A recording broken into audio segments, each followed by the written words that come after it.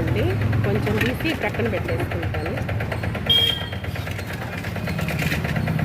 చాలా బాగున్నాయండి. సైజులు కూడా కొంచెం చిన్నవి అయినా మెత్తగా దూదుల్లాగా ఎండిపోతాయి అన్నమాట.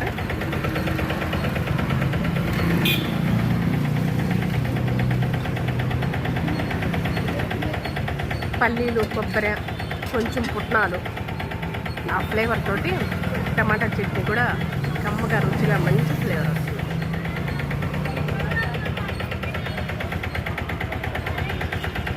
అద్భుత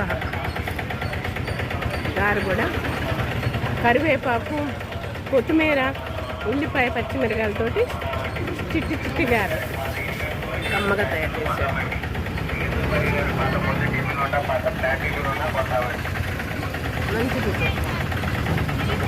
మంచి ఫ్లేవర్.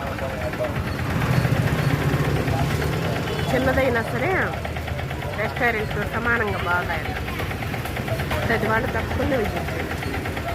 నేమ్ లేదే, చిన్నదే అనుకోకండి, అక్కడే అమృతం ఉంటుంది. సూపర్.